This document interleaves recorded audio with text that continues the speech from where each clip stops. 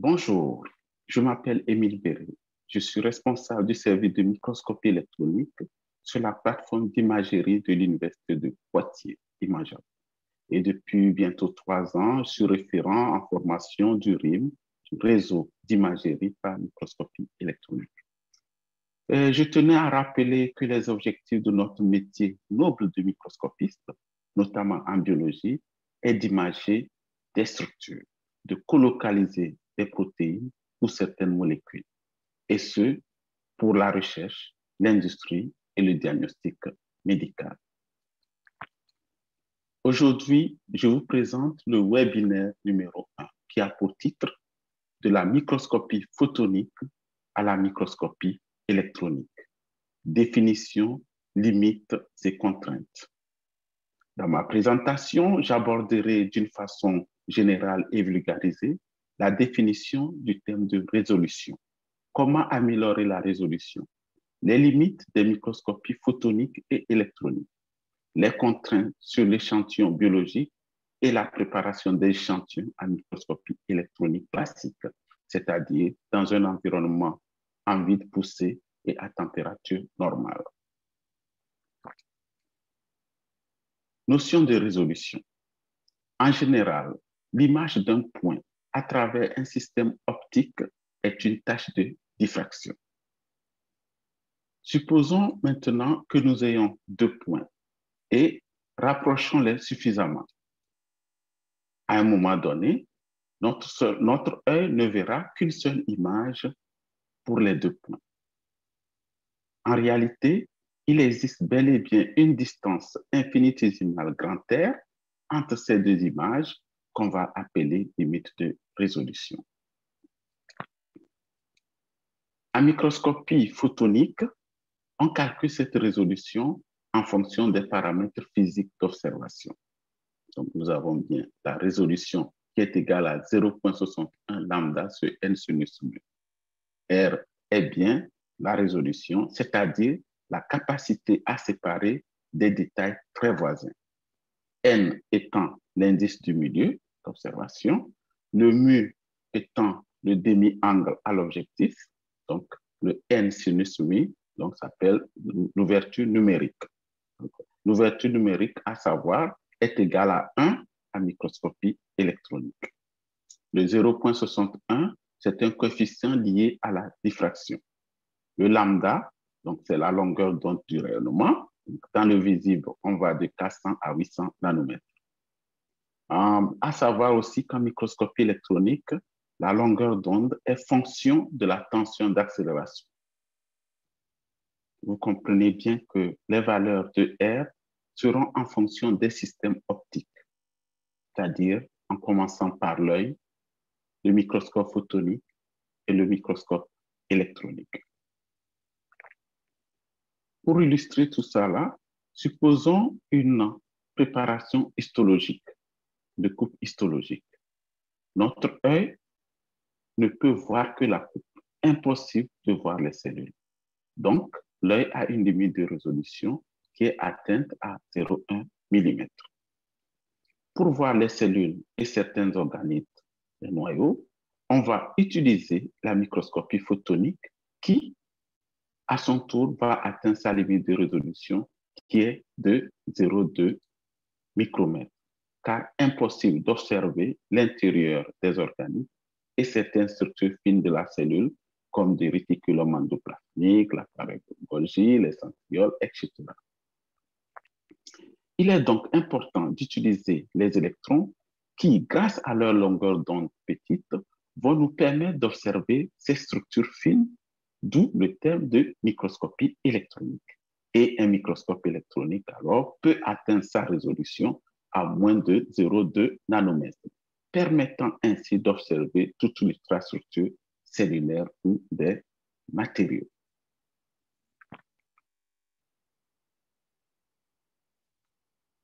Comment améliorer la résolution? Nous voyons bien la formule de la résolution 0,61 lambda sur n sinus mu. Améliorer la résolution suppose minimiser la valeur de R dans l'équation aux dimensions. Minimiser R, donc c'est donc utiliser des longueurs d'onde petites, les indices du milieu grand avec des objectifs à grand angle. En ce qui concerne les indices de milieu, on voit d'après ce calcul rapide que la résolution est meilleure à travers une goutte d'huile qu'une goutte d'eau dans une observation avec l'arrêt bleu, c'est-à-dire 400 nanomètres et à un objectif d'angle 60 degrés.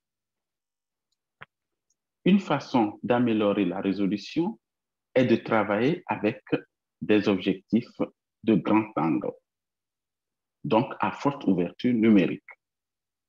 On voit bien que là, quand on va d'un objectif petit vers un objectif gros, la distance focale diminue avec les ouvertures numériques. Et on sait bien que l'ouverture numérique ne dépasse jamais 1,4. Atteint, cette 1,4, cette ouverture numérique est atteinte pour un objectif 100. Autrement dit, si on dépasse 1,4, on toucherait la préparation. C'est ce qui explique l'impossibilité d'avoir ou bien d'utiliser des objectifs plus gros que 100.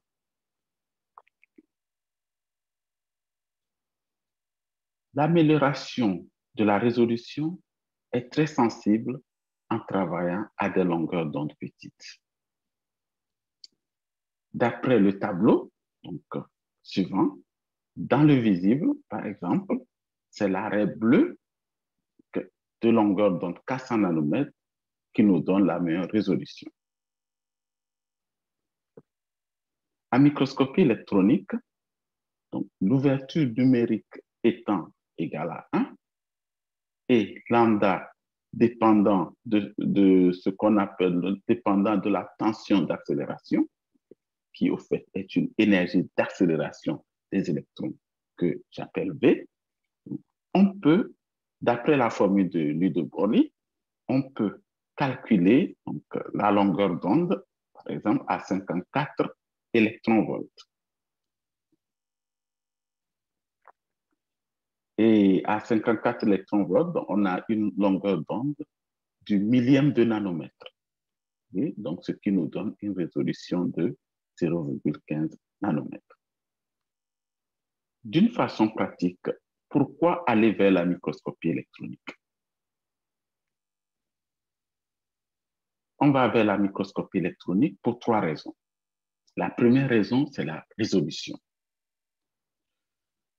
Alors, nous voyons là la coupe histologique dans un muscle cardiaque à l'objectif 30. Par exemple, on observe des noyaux, les fibres musculaires qui sont verticales et les zones claires qui sont des disques intercalaires dans des espaces entre les fibres musculaires. Voilà principalement ce qu'on peut observer. Alors que le même tissu observé au microscope électronique permet d'aller plus loin dans l'exploration du muscle cardiaque. On peut donc reconnaître le noyau, là, les mitochondries. Là, nous avons le sarcomère, donc avec des myofibrilles, sont des filaments d'actine et de myosine qu'on peut apercevoir. Là, nous avons un vaisseau sanguin, donc la zone claire qui prolonge, et ici, nous avons une cellule sanguine. Donc, là, je reconnais un grossissement de 10 000. La deuxième raison, c'est la quête de la profondeur de champ, ou profondeur d'observation.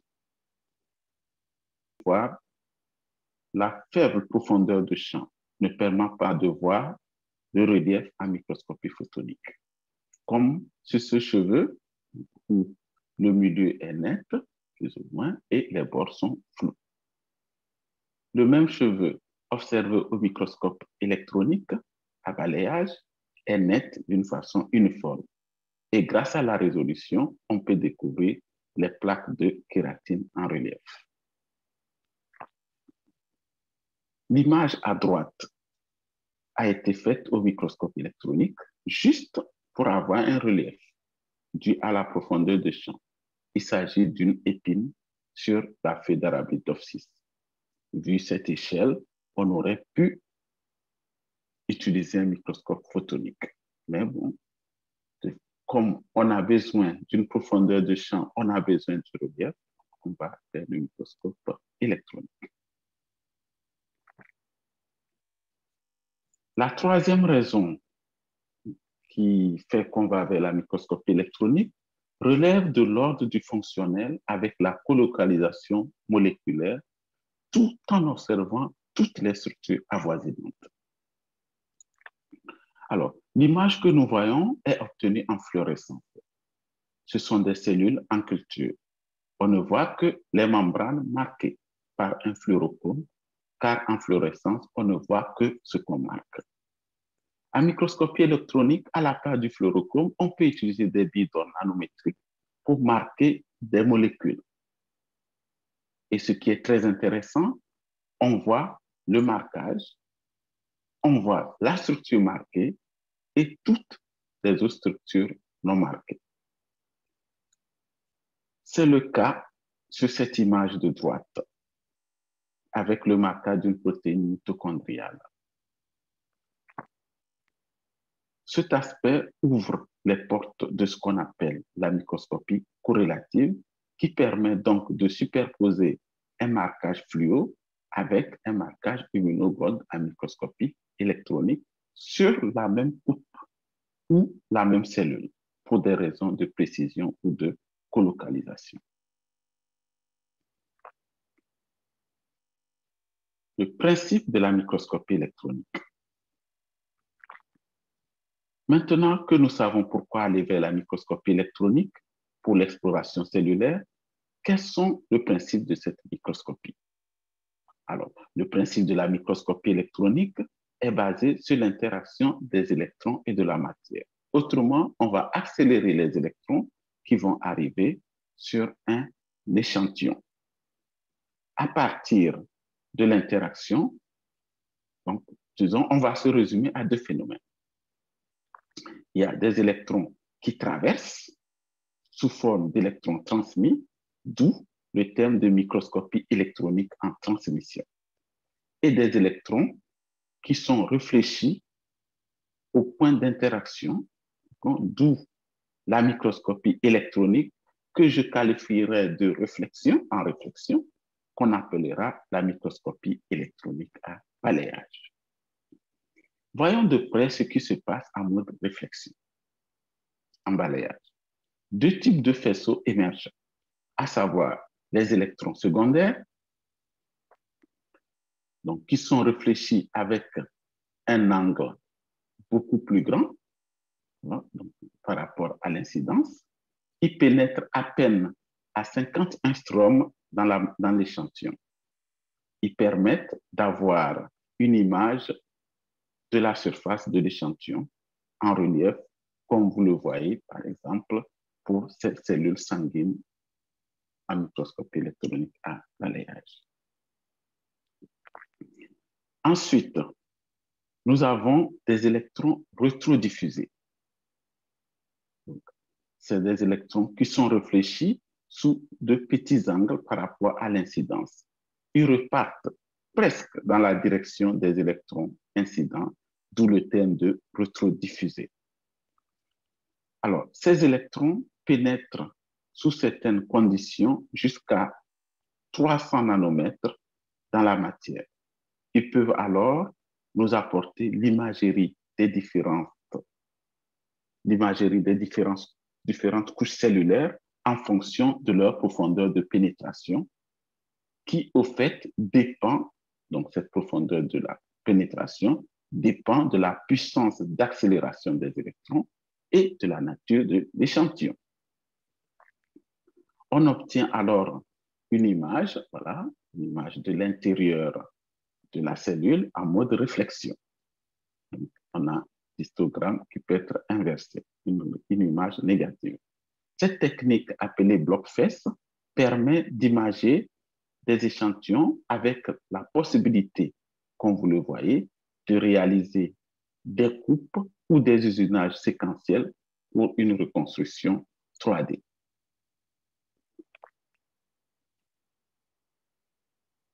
Alors, généralement, en sciences des matériaux, les électrons rétrodiffusés aussi permettent d'avoir une idée de la composition chimique élémentaire de l'échantillon en fonction des numéros atomiques des éléments qui le composent.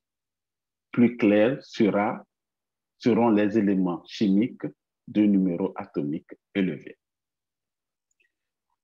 L'interaction des électrons et de la matière entraîne aussi l'émission des rayons X émanant des atomes qui composent l'échantillon.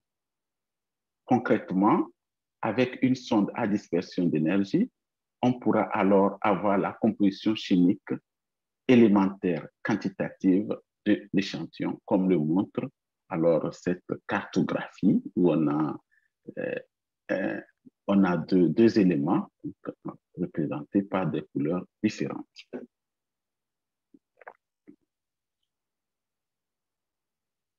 Les électrons transmis, quant à eux, vont nous permettre d'avoir la structure interne de l'échantillon à partir des coupes nanométriques préalablement déposées sur une grille. C'est le cas de cette synapse obtenue sur une coupe de cerveau de souris ou de ce chloroplaste obtenu sur une feuille d'Arabidopsis. Donc, ce chloroplaste qui montre nettement les thylakoïdes qui le composent. En fait, l'image en microscopie électronique à transmission ressemble à celle obtenue en microscopie photonique, en lumière transmise, sauf qu'en microscopie électronique en transmission, l'image est ultra résolue et n'a pas de couleur. Maintenant, voyons les avantages et les inconvénients de la microscopie électronique. Les avantages, nous les connaissons déjà. Donc, une ultra haute résolution, la profondeur de champ et la possibilité de voir des structures marquées et non marquées.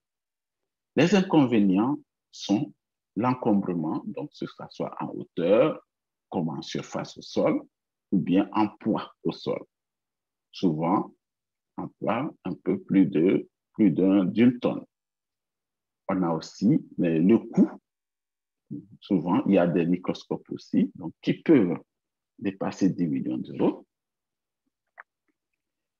Comme les électrons ne se déplacent que dans le vide, le microscope électronique est en permanence sous vide. Donc, impossibilité d'observer des échantillons vivants ou hydratés. On ne peut donc pas faire de la dynamique cellulaire en microscopie électronique. On ne peut pas observer in vivo. Maintenant, voyons les contraintes liées à l'échantillon. Donc, je rappelle que ces contraintes sont d'une façon intrinsèque liées au principe de fonctionnement des microscopes et de l'environnement du microscope. Alors, le vide et les principes physiques de fonctionnement de chaque microscope, qu'ils soient en transmission ou à balayage, imposent des contraintes sur l'échantillon. La condition de vide impose que l'échantillon ne soit pas hydraté et ne soit pas vivant. Donc, ceci pour les deux techniques en transmission ou en balayage. Ensuite, le principe de la transmission électronique impose que l'échantillon soit ultra fin, c'est-à-dire de l'ordre de 60 à 70 nanomètres à microscopie électronique à transmission. Et le principe de la réflexion électronique impose que la surface de l'échantillon soit conductrice à microscopie électronique à balayage. Voilà, donc je vais terminer ce webinaire numéro 1 en faisant une analogie entre la microscopie photonique et les deux microscopies électroniques. Les images que vous voyez là représentent les mêmes cellules cultivées dans une boîte. Donc, en microscopie photonique, marquage en fluo, marquage fluo, en microscopie électronique en transmission et en microscopie électronique à balayage. Au niveau du signal, donc, voilà, en photonique, c'est les photons, et en microscopie électrotransmission, voilà, c'est alternativement donc les électrons transmis et les électrons réfléchis. La résolution, on l'a bien vu, 0,2 micromètres en photonique, 0,2 nanomètres en transmission, et puis 1 nanomètre en microscopie électronique à balayage. Ceci est du fait qu'en microscopie électronique à balayage, on va solliciter des tensions maximum de 30 kV. Donc, c'est ce qui limite un peu la résolution en microscopie à balayage. Faut-il fixer ou non l'échantillon? En photonique, on peut travailler in vivo. Donc, on peut faire de la dynamique cellulaire et puis on peut aussi travailler sur du fixé. Alors qu'en microscopie électronique, il faut absolument fixer. Quant à l'épaisseur de l'échantillon, donc de l'ordre de 1 à 50 μ pour les coupes histologiques en photonique, 60 à 70 nanomètres en microscopie électronique en transmission, et puis des échantillons pouvant aller de 1 à 3 cm en microscopie électronique à balayage. La durée de préparation, quelques heures en microscopie photonique, une durée de plus de 4 jours en microscopie électronique en transmission, et comme on l'a vu, de plus d'une journée en microscopie électronique à balayage. Les temps d'acquisition, quelques millisecondes pour avoir des images 2D et en couleur en microscopie électronique, en microscopie photonique. Quelques secondes pour avoir des images 2D, donc qui n'ont pas de couleur en microscopie électronique en transmission, et quelques secondes pour avoir des images en relief, sans couleur bien sûr, en microscopie électronique à balayage. En termes d'immunomarquage, oui, donc sur les 3 microscopies, on peut faire de l'immunomarquage. Donc l'immunomarquage avec des fluorochromes en photonique et essentiellement avec des billes d'or nanométriques en microscopie électronique. Les milieux de montage, de travail, donc en photonique, on peut travailler donc, dans l'air ou dans un liquide, alors qu'essentiellement, en microscopie électronique, il faut travailler sous vide. Et les supports en photonique, on peut travailler sur des lames, bien dans les boîtes de pétri, des puits. En microscopie électronique en transmission, c'est sur des grilles qu'il faut poser les échantillons. Et puis en microscopie électronique à balayage, on les pose sur les plots. Voilà donc la fin de ce premier webinaire. Là. Donc, j'annonce le webinaire numéro 2 qui est titré « Le microscope électronique en transmission et à balayage ». Une description et quelques applications. Merci de votre attention.